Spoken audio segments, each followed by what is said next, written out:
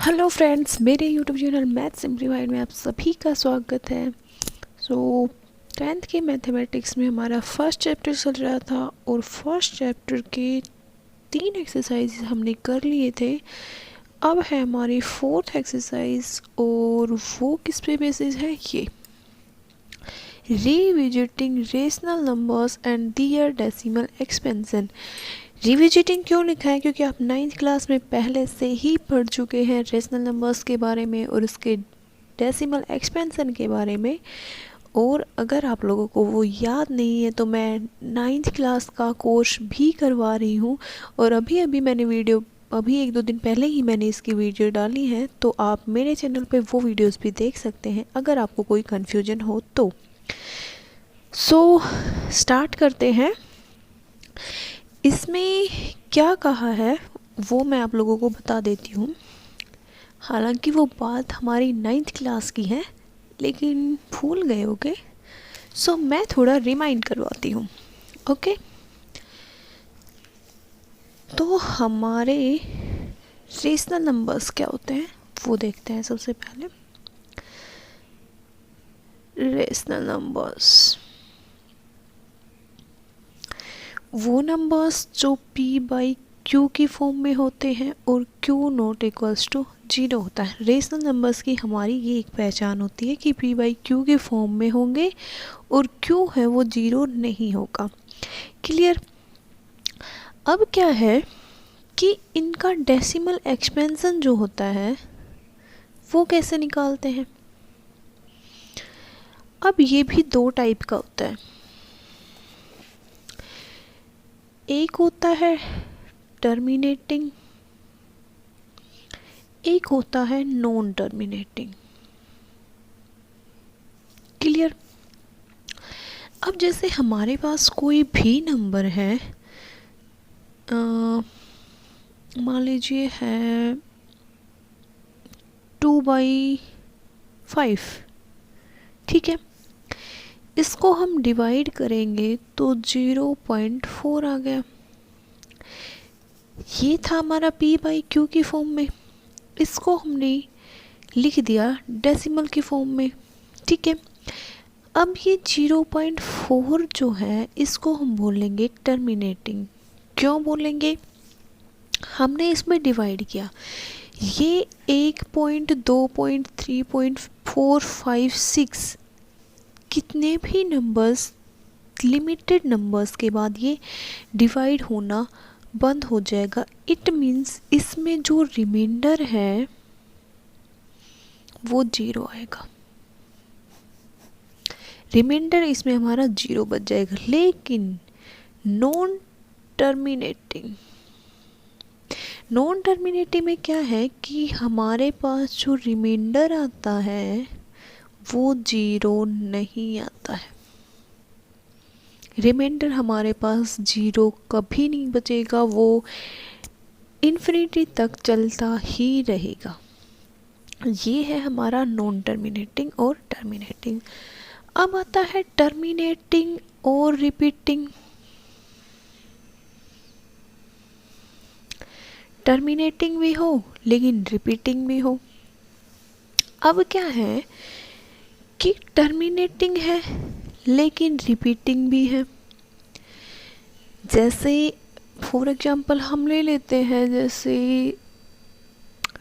जैसे हमारे पास कोई एग्जांपल मान लीजिए 1/3 है, राइट। 1/3 का अगर हम 1 में 3 का करेंगे तो 0.39103333, इसे कितनी भी बार आगे करते जाओ हमारे पास यही आएगा, 0.333333 आता जाएगा ये 333। तो ये क्या हुआ कि इसमें हमारा 3 जो है वो रिपीट हो रहा है। क्लियर। अब हम इसे क्या 0.3 बार, ये बार जो होता है ये रिपीटिंग का साइन होता है, बार बार जो आ रहा है उस पर हम बार लगा देते हैं, ठीक है। अब ज़रूरी नहीं है कि ये एक ही नंबर रिपीट हो, इसमें बहुत सारे नंबर्स होते हैं। जैसे किसी में हमारा 0.37 आ गया, फिर 37, फिर 37, तो वो 3777 रिपीट होगा, तो हम 37 के ऊपर बार लगा देंगे। जितने नंबर्स रिपीट हो रहे हैं हम उसके ऊपर, मान लीजिए ये आएगा 371 371 37, तो 371 के ऊपर बार लगाएंगे क्योंकि 371 रिपीट हो रहा है। मीन्स रिपीट में क्या है कि नंबर्स हमारे पास रिपीट होते हैं सॉरी। तो नंबर्स जब रिपीट हो रहे हैं तो हम टर्मिनेटिंग और रिपीटिंग उसे बोलेंगे टर्मिनेटिंग रिपीटिंग। मीन्स सॉरी, ये हो गया नॉन टर्मिनेटिंग रिपीटिंग। क्यों? ये रुक भी नहीं रहा है क्योंकि इसमें रिमाइंडर 0 बच ही नहीं रहा है, लेकिन रिपीट भी हो रहा है, तो हम इसको क्या बोलेंगे? Non terminating repeating. ठीक है, अब नॉन टर्मिनेटिंग रिपीटिंग को भी हम रेशनल नंबर्स बोलते हैं।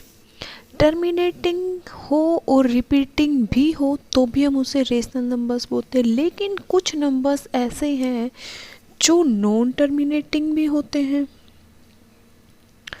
और नॉन रिपीटिंग भी होते हैं। जो टर्मिनेटिंग भी नहीं होते और रिपीटिव भी नहीं होते, उन नंबर्स को हम बोलते हैं इरेशनल नंबर्स। जैसे 0.10, फिर आ गया 110, 1110, फिर आ गया 1110। ऐसे मतलब रिपीट नहीं होगा हमारे पास, आगे कुछ नंबर, आगे कुछ नंबर, आगे कुछ नंबर, और वो एंड तक चलता जाएगा, इन्फिनिटी तक चलता जाएगा। मीन्स टर्मिनेटिंग भी नहीं होगा, नॉन टर्मिनेटिंग होगा और नॉन रिपीटिंग होगा। ऐसे नंबर्स को हम बोलते हैं इरेशनल नंबर्स। ये कॉमन सी बात थी जो आप पहले पढ़ के 9th क्लास में आप पहले पढ़ के आ चुके हो। ये मैंने आपको इसलिए बताई है क्योंकि इसमें इसका यूज होने वाला है। बाकी आपको ये चीज़ आनी चाहिए क्योंकि आप ये पहले पढ़ के आ चुके हो। क्लियर? अब हमने 9th में एक चीज़ पढ़ी थी कि टर्मिनेटिंग और नॉन टर्मिनेटिंग के बारे में, एंड नॉन टर्मिनेटिंग, कि कोई भी रेशनल नंबर टर्मिनेटिंग कब होगा और नॉन टर्मिनेटिंग कब होगा, उसके बारे में हमने बात पढ़ी थी। इसमें क्या कि कोई भी रेशनल नंबर जो p/q की फॉर्म में है, उसमें जो q है वो प्राइम फैक्टराइजेशन, q के प्राइम फैक्टराइजेशन, q के जो प्राइम फैक्टराइजेशन होंगे वो या तो 2n 5m, 2 की पावर n 5 की पावर m की पावर्स में होंगे, तो हम उन्हें टर्मिनेटिंग बोलेंगे। अगर वो 2 raise to power n and 5 raise to power m की पावर में नहीं होंगे तो हम उसे नॉन टर्मिनेटिंग बोलेंगे। ठीक है, नेटिंग सॉरी है। ठीक है, टर्मिनेटिंग जब होंगे जब q के prime factorisation 2 raise to power n और 5 रेज़ टू पावर m की पावर में होंगे। और नॉन टर्मिनेटिंग कब होंगे? जब वो उसकी पावर में नहीं होंगे। मीन्स यहाँ जैसे कुछ आ गया, इसके मल्टीप्लाई में मान ले 7 भी आ गया, तो सिर्फ इसकी इसकी फॉर्म में नहीं होंगे तो हम उसे नॉन टर्मिनेटिंग बोलेंगे। ठीक है, इस एक्सरसाइज में हमसे यही पूछा गया है। अब करते हैं क्वेश्चंस। सो ये है हमारी बुक। आप जब भी मैथ्स पढ़ें अपनी बुक अपने साथ लेके पढ़ें। तो हमारा एक्सरसाइज 1.4 का फर्स्ट क्वेश्चन क्या कर रहा है? Without actually performing the long division, मतलब हमें लॉन्ग डिवाइडेशन नहीं करना है। जैसे हमने 13 में 3125 का डिवाइड करेंगे तो बहुत बड़ा लॉन्ग डिवाइडेशन हो जाता है रेशनल नंबर्स में जैसे हम करते हैं, तो हमें वो नहीं करना है। State whether the following rational numbers will have a terminating decimal expansion और a non terminating repeating decimal expansion. हमें ये बताना है कि या तो ये टर्मिनेटिंग डेसिमल एक्सपेंशन है या फिर non terminating repeating decimal expansion है। हमें ये चीज़ बतानी है। मैंने कहा था रेशनल नंबर्स में टर्मिनेटिंग होता है और non terminating repeating decimal expansion होता है। क्लियर। अब हम कैसे बताएंगे, हमें डिवाइड नहीं करना है, ये चीज़ इसने पहले ही लिख दी है कि without actually performing the long division. So कैसे करेंगे वो हम देखते हैं। सॉरी, ये मत आप लोग मत सोचिएगा कि मैंने लिख रखे हैं। एक्चुअली मेरे पास ये बुक ही पुरानी है तो उसमें पहले से ही लिखे हुए हैं। बाकायदा लिखने से कुछ नहीं होता, मैं आपको समझाऊंगी कि कैसे आया कैसे नहीं आया। सो इस पे मत जाइएगा। सो इसमें एग्जांपल्स नहीं दिए हैं, इसमें थ्योरम्स दी हुई हैं और थ्योरम्स वही हैं जो हम प्रूव करेंगे। देखिए कि x हमारे पास p बाई क्यू है, कोई रेशनल नंबर है, प्राइम फैक्टराइजेशन ऑफ q वो है 2 raise to power n and 5 raise to power m की फॉर्म में। तो n और m है non negative integers. Then x as a decimal expansion which terminates. Okay,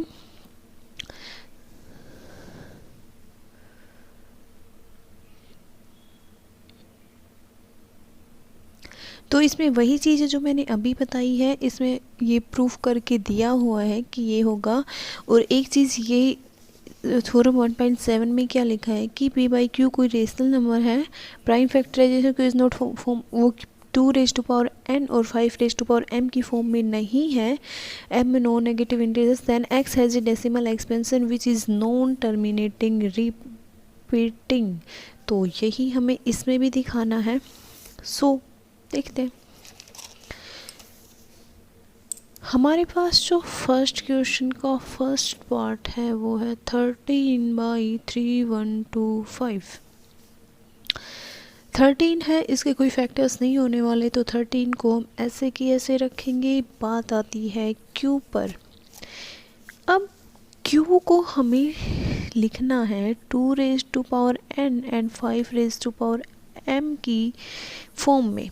और वो कैसे लिखेंगे वो तो हम इसके फैक्टर करके लिख सकते हैं ना। इस साइड में मैं यहाँ करती हूँ इसके फैक्टर्स 3 1 2 5। क्लियर। 5 से कर देते हैं। 5 6 30 1 2 5 9 10 और 5 5 25। 5 एकम 5 5 दूनी 10 और 5 5 25 25 5 5 और ये आ गया 1। मतलब इसमें क्या है हमारे पास जो 3 1 2 5 है वो क्या आया 5 5 5 5 3 2 5 4 और 1 5 ये आया। इसको लिख सकते हैं हम 5 रेज टू पावर 5। 5 बार 5 आ रहा है तो 5 रेज टू पावर 5 लिख सकते हैं। मीन्स ये हमारे पास आया 5 रेज टू पावर 5 और कुछ भी हमारे पास नहीं आ रहा है। अब हमें देखो लिखना क्या है 2 raise to power n and 2 raise to power n and 5 raise to power m की फॉर्म में। अब 5 तो आ गया 5, मतलब m की वैल्यू तो हमारे पास 5 आ गई। अब n की क्या लिखें, n की वैल्यू क्या लिखेंगे कि n की पावर अगर हम 0 लिख देंगे तो इसकी वैल्यू 1 हो जाएगी। किसी की भी पावर 0 हो उसकी वैल्यू 1 होती है, ये तो सबको पता है। तो ये मतलब मेन चीज़ ये है, इसमें ये हमें लिखने की ज़रूरत नहीं है कि 2 की पावर 0 हो जाए। मेन चीज़ इसमें क्या है कि या तो हमारे पास 2 raise to power 5 raise to power m है, या तो ये दोनों मिल जाएंगे या फिर हमारे पास या तो 2 रेज टू पावर n मिल जाएगा या फिर 5 रेज टू पावर m मिल जाएगा। इन दोनों में से भी कोई एक मिल जाएगा तो वो होगा हमारा टर्मिनेटिंग, क्योंकि हमें पता है कि 2 रेज टू पावर 0 का अगर हमारे पास 2n की कोई वैल्यू आ गई और 5 में किसी की वैल्यू नहीं आई तो क्या करेंगे, 5 कर देंगे और वो आ गई हमारी 2n और 5m की फॉर्म में।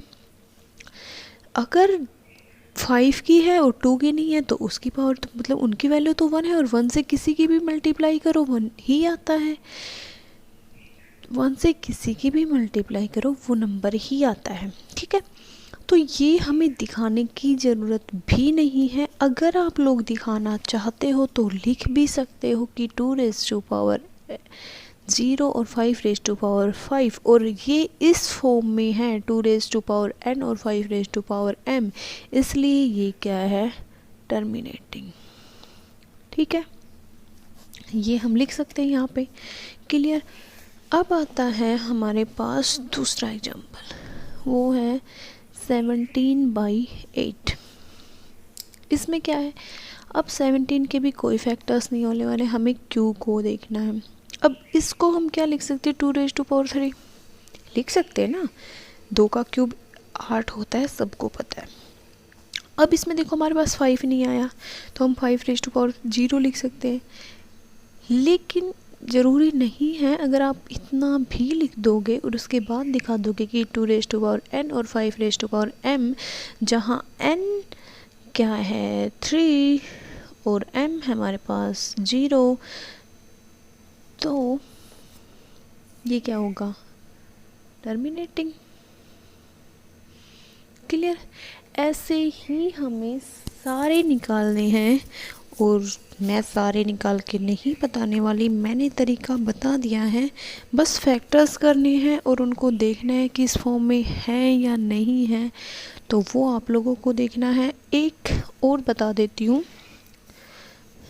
थर्ड 64/455। ठीक है, अब हम करते हैं 455 का,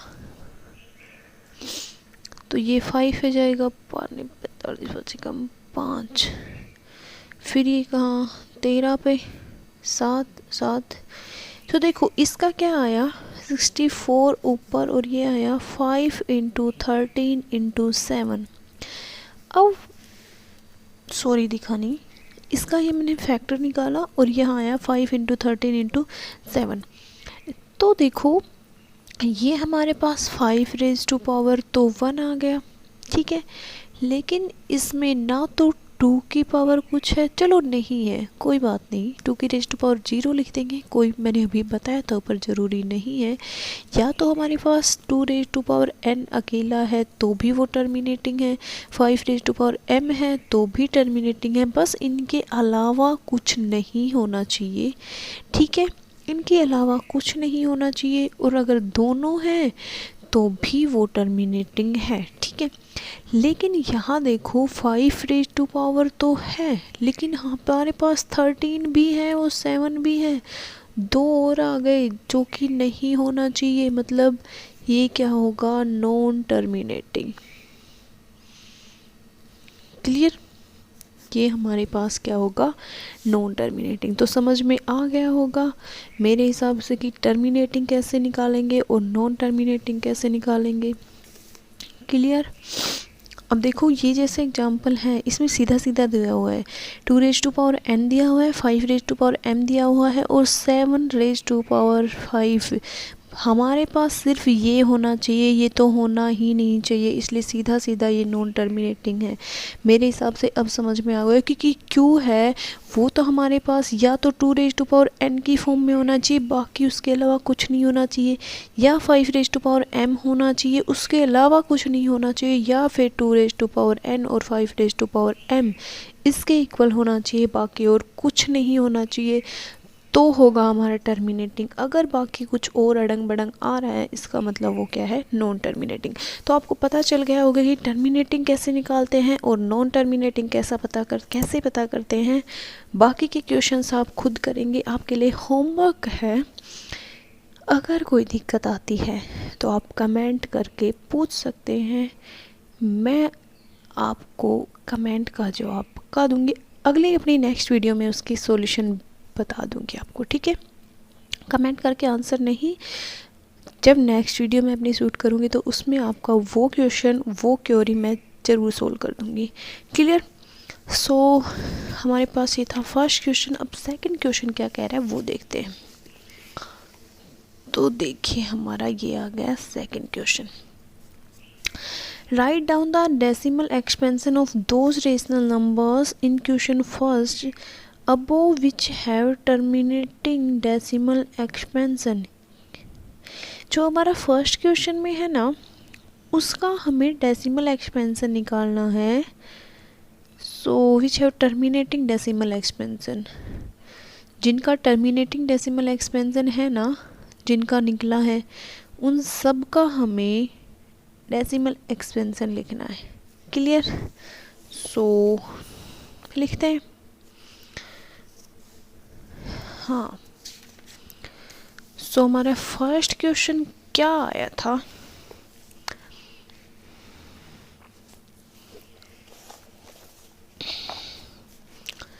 फर्स्ट का जो फर्स्ट था वो क्या था? 13/3125। और इसका आंसर हमारे पास क्या आया था? हमने अभी पीछे 13/5⁵, ये हमारे पास आया था। क्लियर? अब हमें क्या करना है, हमें ऐसे डिवाइड करने की ज़रूरत नहीं है कि हम ये ऐसे डिवाइड करके लॉन्ग डिवाइडेशन करके फिर डेसिमल एक्सपेंशन निकालेंगे। नहीं, हमारे पास क्या है, ये देखो एक चीज़ बताती हूँ आपको। 2n है, 5m है। ठीक है, मान लीजिए ये है 2 आ गया और 5 आ गया। सेम n और m की वैल्यू सेम, n की वैल्यू इस पे भी पावर सेम है, इस पे भी पावर सेम है, तो हम इसको ऐसे लिख सकते हैं कि पावर 2। और ये हमारे पास 10 बच जाता है, और 10 की पावर 2 मीन्स 100। और नीचे जब 100 आ जाता है तो हम ऊपर वाले में 2 नंबर्स छोड़ के डेसिमल लगा देते हैं, तो हमारा आंसर ईजी हो जाता है ना। तो हम इसमें यही करेंगे। ये देखिए यहाँ है हमारे पास 5⁵, मतलब हमें चाहिए 2⁵। अब वो कैसे आएगा? ऊपर नीचे मल्टीप्लाई कर दो,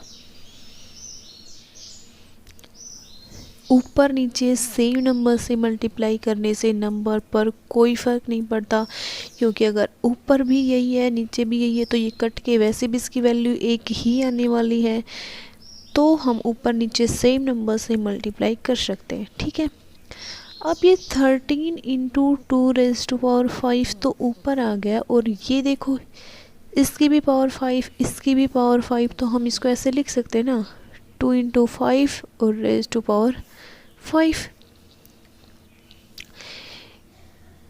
एक बात बता दूं आपको कि ये मैंने ऐसे ही नहीं लिख दिया, आप इसको प्रूफ करके भी देख सकते हैं। मान लीजिए ये है 2⁵ और 5⁵। ठीक है, दिख रहा है? ये लिख दिया मैंने 2 × 5⁵, 10 की पावर 2, और ये आ गया हमारे पास 100। लेकिन अगर मान लीजिए 2⁴ है और 5⁵25 है, और 25 को अगर 4 से मल्टीप्लाई करेंगे तो भी हमारे पास 100 ही आता है, तो वो सेम ही आता है अगर उनको खोल के लिखेंगे या ऐसे लिखेंगे। इसीलिए हम इसी वजह से ये 9th क्लास में पहले पढ़ चुके हैं कि हम 10 को 5 × 2 और 100 को उनके ऐसे फॉर्म में लिख सकते हैं। ये हम पहले पढ़ चुके हैं 9th क्लास में, तो आप सबको आता होगा, फिर भी मैंने बता दिया है। सो ये हमने लिख लिया। अब 13 × 2⁵, और ये आ गया 10⁵। ठीक है, यहाँ तक कर लिया। अब 2⁵ क्या है, मतलब 2 आएगा 5 बार, 3 4 और ये 5, 2 को हमने 5 बार लिख लिया। ठीक है, अब 5 टाइम्स इसकी मल्टीप्लाई भी करनी पड़ेगी। 2 दूनी 4, 4 दूनी 8, 8 दूनी 16, 16 दूनी 32, तो 13 × 32 अपॉन 10⁻²। अब 32 की 13 से मल्टीप्लाई करनी पड़ेगी। 3 दूनी 6, 3 तिया 9, ये 2 और ये 3, 6 तो 11, 3 और 1 4। हमारे पास क्या आया 416 अपॉन, अब 10⁻5 मीन्स कितनी पावर्स आनी चाहिए 3, 4 और 5। ठीक है, तो अब 5 छोड़ के लगा दो, मीन्स 416, 3 तो ये हो गए 005, 0.00416, ये आ गई हमारी वैल्यू किसकी 13/3125 का। ये हमारे पास क्या आ गया डेसिमल एक्सपेंशन। ठीक है, आराम से बताया है, अच्छे से खोल खोल के एक एक चीज़ आपको समझाई है, मेरे हिसाब से समझ में आ गई होगी। फिर भी नहीं आई, एक क्वेश्चन और करवाती हूँ, सेकंड ले लीजिए। 17/8, इसको हमने क्या लिखा था 2⁻3। अब हमारे पास 2⁻3 है, अगर हमारे पास 5⁻3 भी आ जाए तो ये 10 की पावर में चला जाएगा। तो हम क्या करेंगे कि 5⁻3 से ऊपर मल्टीप्लाई और 5⁻ से नीचे मल्टीप्लाई। ठीक है, अब क्या करेंगे 2 × 5 की पावर 3, 17 × 5⁻3 को 5 × 5 × 5, 5 5 25, 25 पंजा 125। ठीक है, अब 125 को हम 17 से क्या करेंगे मल्टीप्लाई, 7 5 35, 3 7 दूनी 14 और 3 17, 1 7 1 7 और 1 8, 5 और ये 2 और ये 1 5,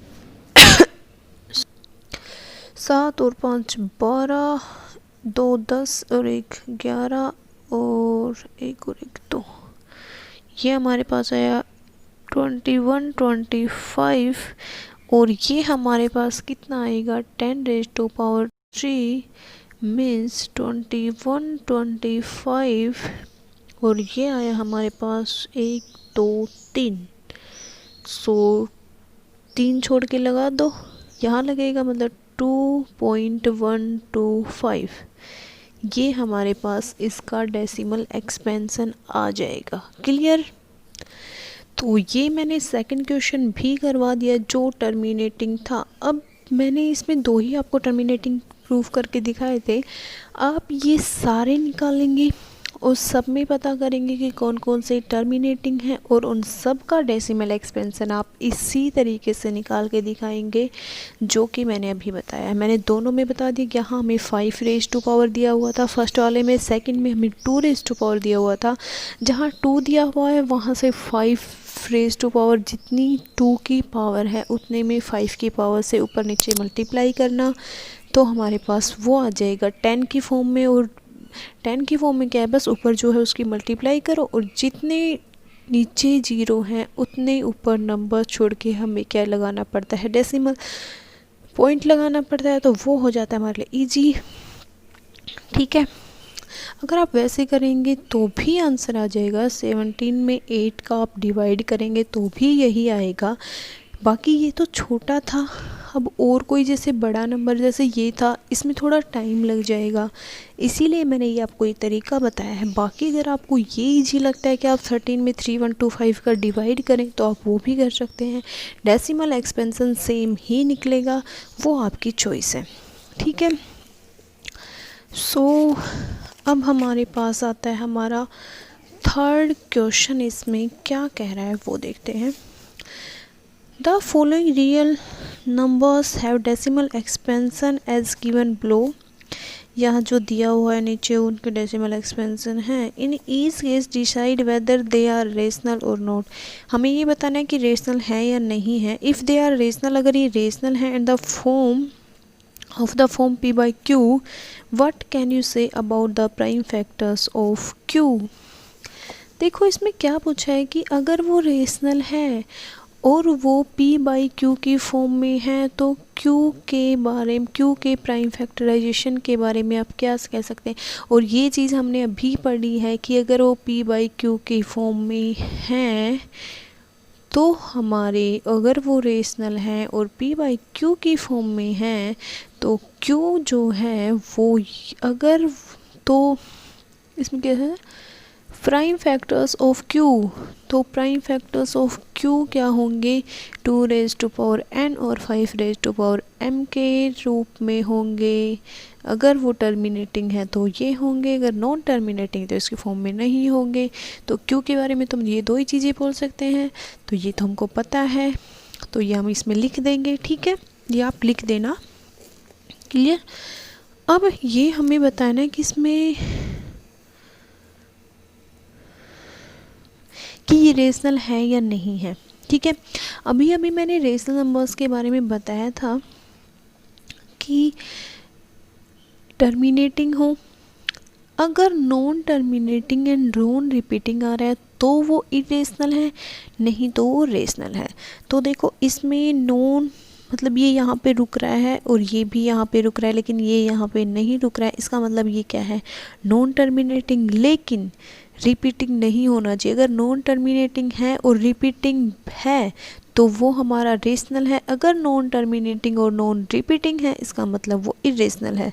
तो यहाँ देखिए ये नॉन टर्मिनेटिंग है लेकिन क्या है, रिपीट भी नहीं हो रहा है, यहाँ कुछ है, यहाँ कुछ है, फिर यहाँ कुछ है, तो ये जो है ये हमारा क्या है इरेशनल।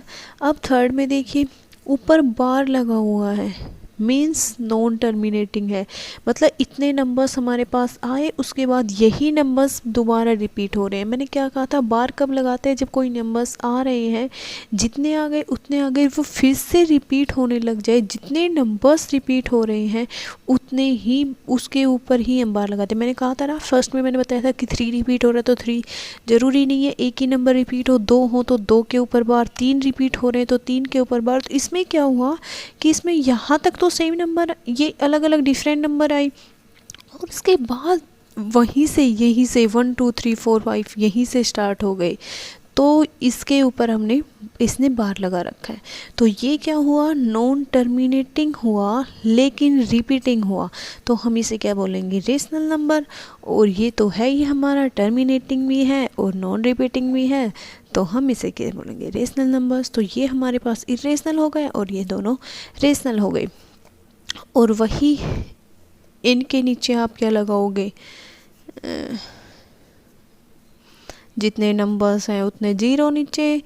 तो वही मैंने जब ये बताया कि क्यू किसकी फॉर्म में होता है 2 रेज टू पावर n और 5 रेज टू पावर m, तो इसमें वही पूछा है कि प्राइम फैक्टर्स ऑफ क्यू तो 2 रेज टू पावर n और 5 रेज टू पावर m की फॉर्म में होंगे। ठीक है, तो ये था हमारा फर्स्ट चैप्टर जो कि क्लियर करवा चुकी हूँ मैंने, हर एग्जाम्पल हर क्वेश्चन अच्छे से करवाया है। फिर भी कोई दिक्कत हो तो आप मुझसे पूछ सकते हैं कमेंट्स करके। मैं नेक्स्ट वीडियो जब भी अपनी शूट करूँगी आपकी क्वेरी को ज़रूर सोल्व करूँगी। सो उम्मीद है आप लोगों को ये वीडियो पसंद आई होगी। अगर आप लोगों को ये वीडियो पसंद आई है तो प्लीज़ इस वीडियो को लाइक कर देना, अपने फ्रेंड्स में ज़्यादा से ज़्यादा शेयर कीजिए ताकि उन लोगों को भी जो मैथ्स में जो दिक्कत आ रही है वो बंद हो जाए, उन्हें भी कोई दिक्कत ना आए, क्योंकि मैं यहाँ सोल्व करवा रही हूँ हर क्वेश्चन हर एग्जाम्पल, वो भी धीरे धीरे अच्छे से।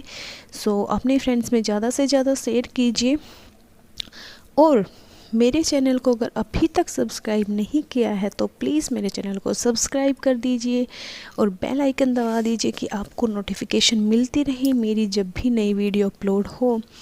बेसिकली मैं डेली वीडियो अपलोड कर रही हूँ, लेकिन फिर भी अगर कभी बीच में छूट गया हो तो फिर भी आपको नोटिफिकेशन मिल जाएगी कि किस टाइम पे मेरी वीडियो अपलोड हो रही है। तो देखते हैं नेक्स्ट चैप्टर क्या पढ़ते हैं, वो नेक्स्ट वीडियो में पता चलेगा। So thank you for watching my video. Bye bye.